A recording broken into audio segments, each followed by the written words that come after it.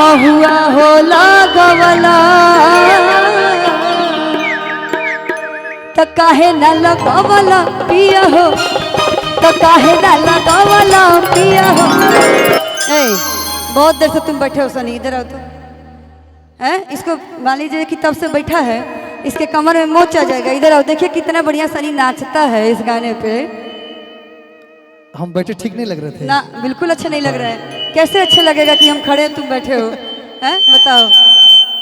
बस देखो ये तुम्ही को देख के सीटी मार रहे हैं। अच्छे लड़के हमें ना, इसीलिए किया मामा लगवला पिया हो। ऐसा ने बुद्धू जब पिया हो यार तो सब चीज लगवला तो एगो निमिया काहे न लगेला हो। बस भाई सीटी मरद ढेर ना मनिया काहे न लगैला एगो नीम के गाछी हो। शायद तारा पता नहीं कि हर द्वार पे नीम के गाछी बा। हाँ लेकिन तूहे ही गलती कैले बड़ा के नहीं लगैले। मेकअप के चक्कर में भुला गई कि द्वार पे नीम के गाछ बा कि ना। हमार गलती बा भैया, सब लागल बा। अच्छा तो दिखाई तनी किया मामा लगवला पिया हो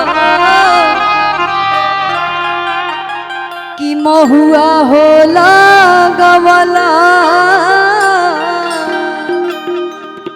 तो काहे न लगवला पिया हो, तो काहे न लगवला पिया हो।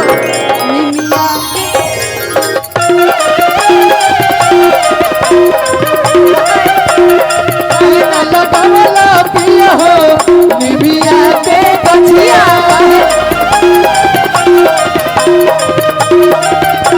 किया मामा पिया हो महुआ होला गवला।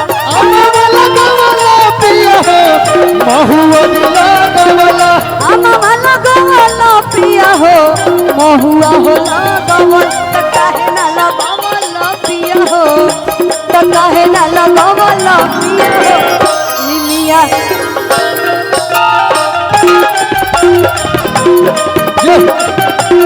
काहे ना लगवला पिया हो, निमिया के गछिया।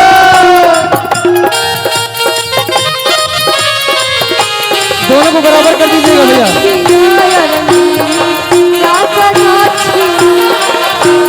या हो भाई झूहुर झूहुर बोले देखा।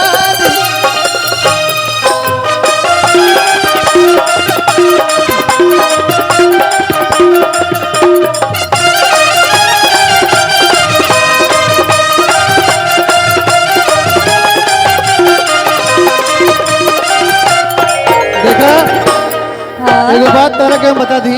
सुना बोला निमिये हा घरवा माई के सही कहला निमिये सारावा हो।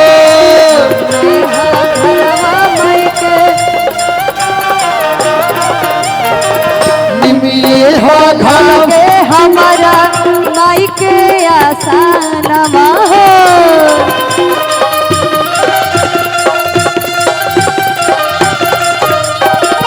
निमिये हा घरवा माई के, निमिये हो सारावा हो।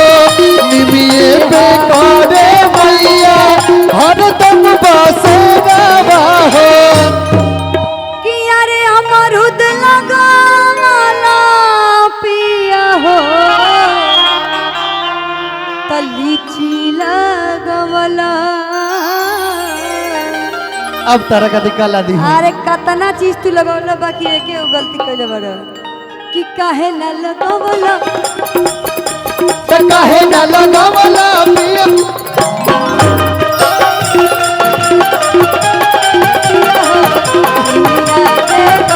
तो काहे ना लगवला पिया हो, निमिया के गछिया।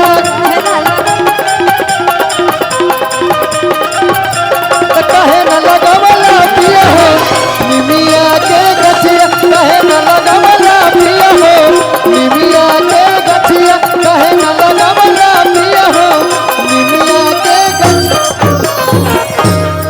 ई बच्चा लोग बुलावा है गाड़ी। अच्छा।